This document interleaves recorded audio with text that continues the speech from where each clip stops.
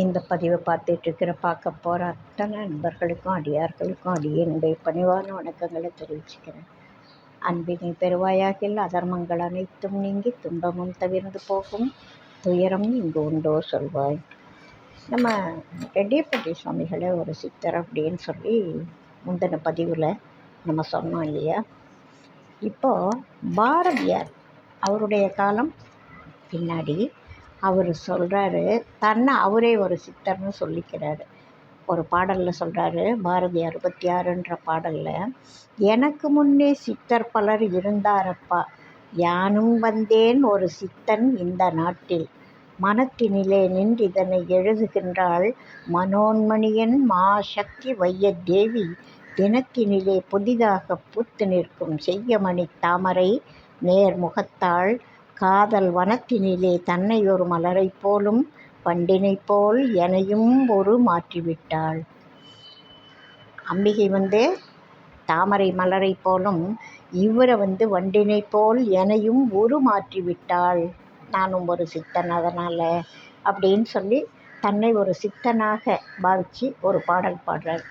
அதனால தான் அவருடைய பாடல்களில் அந்த எண்ணம் அவருக்கு ஆழமாக இருக்கிறதுனால தொல்லைக்காது சித்தரை பலமுறை பார்த்துருக்காரு. இவருடைய சிந்தனைகள் முற்போக்கு சிந்தனைகள், தேசிய சிந்தனைகள், உலகளவிய மற்ற மக்களை பற்றிய நல்ல எண்ணம் கொண்ட சிந்தனைகள். தனக்கு மட்டும் அப்படின்னு நினைக்காம ஒரு பறவைக்கும் ஒரு சின்ன சின்ன உயிரினத்துக்கும் அவர் மரியாதை கொடுத்து பேசின ஒரு கவிஞர், பாடிய ஒரு கவிஞர். அவருடைய சிந்தனைகள் ரொம்ப ரொம்ப முற்போக்காக இருக்கும், ரொம்ப ரொம்ப ஆழமான ஆன்மீகம் கொண்டதாக இருக்கும். அவர் ஒரு தெளிவுன்னு ஒரு பாடலில் சொல்கிறார் பாருங்கள்.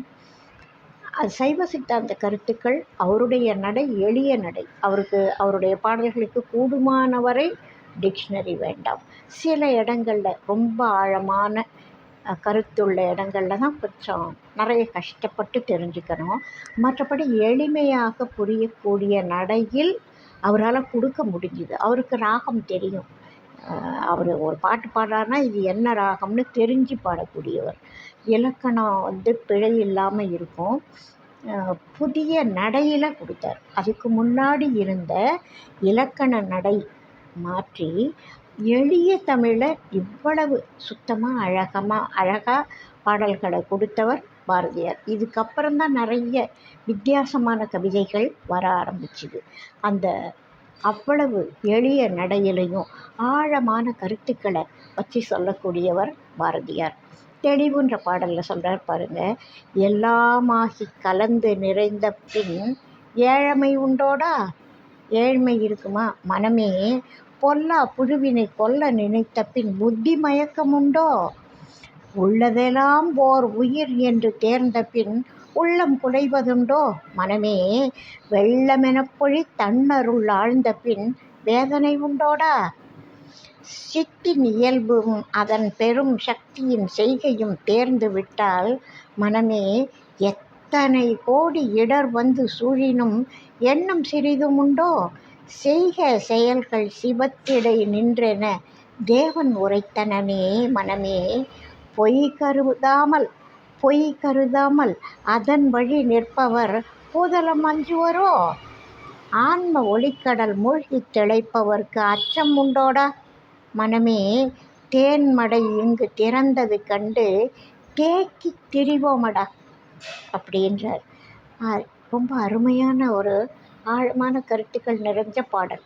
இந்த விளையாட்டாக அவர் சொல்லிட்டு போகிறார் பாருங்கள், எவ்வளவு ஆழமான சித்தாந்த கருத்து. எல்லாமே எல்லாமாகி கலந்து நிறைந்த பின் ஏழமை உண்டோட, ஏழை ஏது பணக்காரன் ஏது எல்லாம் ஒன்று அப்படின்னு ஜாதி மதம் மொழி இனம் எல்லாத்தையும் கடந்து உயிர் அப்படின்ற இடத்துல நம்ம நிற்கிறப்போ நம்ம ஏழை பணக்காரன்ற பேதம் ஏது, ஏழமை உண்டோடா மனமே, பொல்லா புழுவினை கொல்ல நினைத்தப்பன் புத்தி மயக்கம் உண்டோ, இது பொல்லா புழு அப்படின்னு நினச்சி கொல்லணும்னு நினச்சிட்டா புத்தி மயக்கம் உண்டோ, இது புத்தி அவங்களுக்கு அதுக்கப்புறம் இதை பற்றி யோசிக்க மாட்டாங்க. மயக்கம்லாம் கிடையாது, கொல்லணும்னு முடிவு எடுத்துட்டாங்க, அவ்வளோதான், கொன்னுடுவாங்க. பொல்லா புழுவினை கொல்ல நினைத்த பின் புத்தி மயக்கம் உண்டோ?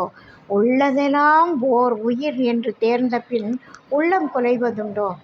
இது எல்லாம் ஒரே உயிர், பரம்பொருள் எல்லாத்துக்குள்ளேயும் இருக்கான் அப்படின்னு நல்லா தெரிஞ்சு உள்ளம் உள்ளதெல்லாம் ஓர் உயிர் என்று தேர்ந்த பின், தெளிவாக தெரிஞ்சுக்கிட்ட பிறகு உள்ளம் குலைவதுண்டோ? அதை கொல்லணுன்ற புத்தி நமக்கு வராது. மனமே வெள்ளமெனப்பொழி தன்னருள் ஆழ்ந்த பின் வேதனை உண்டோடா? இன்ப துன்பம் அப்படின்னு சொல்கிறோம்ல, வெள்ளமெனப்பொழி தன்னருள் ஆழ்ந்த பின், நம்ம அருள் அன்பு அப்படின்ற எல்லைக்குள்ளே நம்ம அதுக்குள்ளே போய் ஆழ்ந்துட்டோன்னா வேதனை உண்டோடா? வேதனை கிடையாது, விருப்பம் கிடையாது, வெறுப்பும் கிடையாது, வேதனையும் கிடையாது. சித்தின் இயல்பும் அதன் பெரும் சக்தியின் செய்கையும் தேர்ந்து விட்டால் மனமே எத்தனை கோடி இடர் வந்து சூழினும் எண்ணம் சிறிதும் உண்டோ? எல்லாம் இறைவனுடைய இயல்பு என்ன, பெரும் சக்தி என்ன, அவருடைய செய்கை என்ன, எதனால் எல்லாம் நடக்குது, இதை நம்ம தெளிவாக தெரிஞ்சிட்டோன்னா மனமே எத்தனை கோடி இடர் வந்து சூழினும் எண்ணம் சிறிதும் உண்டோ? பின்னாடி சொல்கிறேன். கையும் காலும் வெட்டி தரித்தாலும் உனைவிடேன் அப்படின்னு சொன்னவங்க தான் மகான்கள் இல்லையா? இடரினும் தளரினும் எனதுரு நோய் தொடரினும் உன் கடல் தொழுதெழுவேன் அப்படின்னு சொல்லுவாங்க. அதே மாதிரி வாழினும் சாவினும் வருந்தினும் போய் வீழினும் உன் கடல் விடுவேன் அல்லேன். இதெல்லாம் மகான்களுடைய வார்த்தைகள். உலகம் புகழும்படி உயர்த்தி வைத்தாலும் உடனே இகழும்படி தாழ்த்தி விட்டாலும் கலகப்படுத்தி எந்தன் சிரசை கொய்தாலும் கையும் காலும் வெட்டி தரித்தாலும் முனைவிடேன் அப்படின்னு சொல்வார் ரெட்டிப்பட்டி சுவாமிகள். அது மாதிரி எத்தனை கோடி இடர் வந்து சூழினும் எண்ணம் சிறிதும் உண்டோ? இது நம்மதில்லை, இந்த உடம்பு நம்மதில்லை, கொடுத்தவன் ஏதோ பண்ணுறான் அப்படின்னு போயிட்டே இருந்த எண்ணம் சிறிதும் உண்டோ? செய்க செயல்கள் சிவத்திடை நின்றன தேவன் உரைத்தனனே. எல்லாம் மறைகள் எல்லாம் என்ன சொல்லுது? செய்க செயல்கள் எல்லாம் அவன் செயல் அப்படின்றதுனால ஆண்டவன் சொல்கிறான், அருணாச்சலம் முடிக்கிறான். அப்படி செய்க செயல்கள் சிவத்திடை நின்றன தேவன் உரைத்தனனே. மனமே பொய் கருதாமல் அதன் வழி நிற்பவர் பூதலம் மஞ்சுவரோ? எப்போதும் சத்தியத்தையே பேசி நடக்கக்கூடியவங்க, அதாவது சொல் செயல் எல்லாம் ஒன்றா இருக்கணும். மனம் சொல் செயல் எல்லாம் ஒன்றா இருக்கணும். அப்படிப்பட்டவங்களுக்கு பூதலம் மஞ்சு வரும். யாருக்காவது ஏதாவது பயப்படுவாங்களா? காந்திஜியை நேருக்கு நேர் நின்று ஒரு இடத்துக்கு போனால் சுட்டுடுவாங்க, ஆபத்துன்னு தெரியும், நேருக்கு நேர் போய் நின்னார்ல, அதுதான் பொய் கருதாமல் அதன் வழி நிற்பவர் பூதலம் மஞ்சு வரும். அதுக்கு உதாரணமே நம்ம மகாத்மா காந்திஜி. ஆன்ம ஒளிக்கடல் மூழ்கி திளைப்பவர் கச்சமுண்டோடா? மனமே தேன்மடை இங்கு திறந்தது கண்டு தேக்கி திரிவோமடா. இறைவன் கொடுக்கிற அந்த அருள் வெள்ளம் இருக்கே, அது தேன்மழை. அந்த தேன்மழை இங்கே திறந்தது கண்டு, தேன்மடை அதாவது ஒரு இடத்துல தேக்கி இருந்து மடை திறந்து விட்டா, இப்போ டேம் திறக்கிறாங்கன்னா ஆற்றுல வெள்ளம் பெருக்கெடுத்து வரும் இல்லையா? அதுபோல் இது தேன்மடை, அது திறந்து விட்டாச்சு. இங்கே யார் திறந்து விட்டுருக்கிறது? இறைவன். அது எப்போதும் திறந்தா இருக்குது, நாம் தான் மூடிக்கிறோம், நம்மக்கிட்ட வர விடாமல். தேன்மடை இங்கு திறந்தது கண்டு தேக்கி திரிவோமடா. மழை தண்ணியை எப்படி தேக்கி வச்சுக்கிட்டு பயன்படுத்திக்கலாமோ அதுபோல் இங்கே தேன்மடை திறந்திருக்காரு இறைவன்.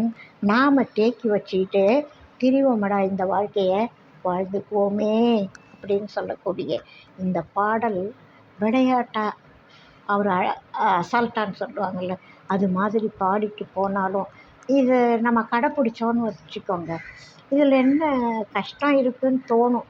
பாடல்லையும் கஷ்டம் இல்லை, கடைப்பிடிக்கிறது ரொம்ப ரொம்ப கஷ்டம். கருத்துக்கள் சுலபம், கடைப்பிடிக்கிறது கஷ்டம். சொல்கிறது சுலபம், செய்கிறது கஷ்டம். அது மாதிரி இந்த பாடலை இன்னொரு தடவை சொல்கிறேன். இதோட பொருளை யோசித்து படித்து பார்த்தா இது எவ்வளவு அருமையான பாடல் அப்படின்னு தெரியும். எல்லாமாகி கலந்து நிறைந்த பின் ஏழைமை உண்டோடா? மனமே பொல்லா புழுவினை கொல்ல நினைத்த பின் புத்தி மயக்கம் உண்டோ? உள்ளதெல்லாம் ஓர் உயிரென்று தேர்ந்த பின் உள்ளம் குலைவதுண்டோ?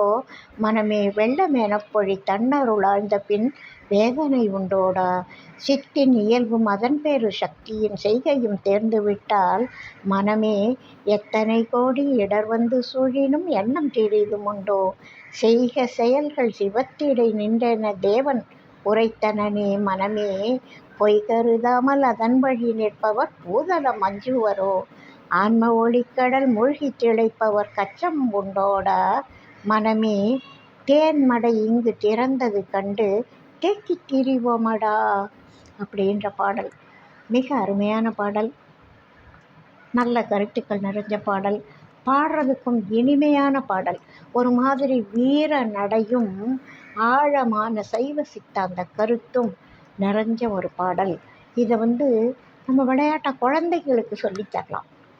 இது சொல்லித்தர்றதுக்கும் சுலபமாக தான் இருக்கும். அதனால் ஒரு பள்ளி பருவத்திலேயே இந்த மாதிரி பாடல்களை நாம் பழக்கும் பொழுது நல்ல சொற்கள் உள்ளே போகும், நல்ல கருத்துக்கள் நமக்கே தெரியாமல் விதை போட்டுக்கும்.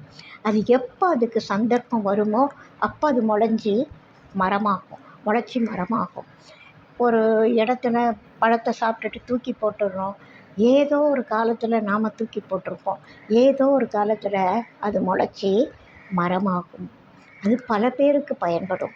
அதுபோல் ஒரு மனசுக்குள்ள நல்ல எண்ணங்களை நாம் விதை போட்டுட்டா அந்த நல்ல எண்ணங்கள் நல்ல மரத்தை, நல்ல கனியை இந்த உலகத்துக்கு, ஒரு நல்ல மனுஷனை இந்த உலகத்துக்கு நாம் கொடுத்த புண்ணியம் நமக்கு கிடைக்கும்.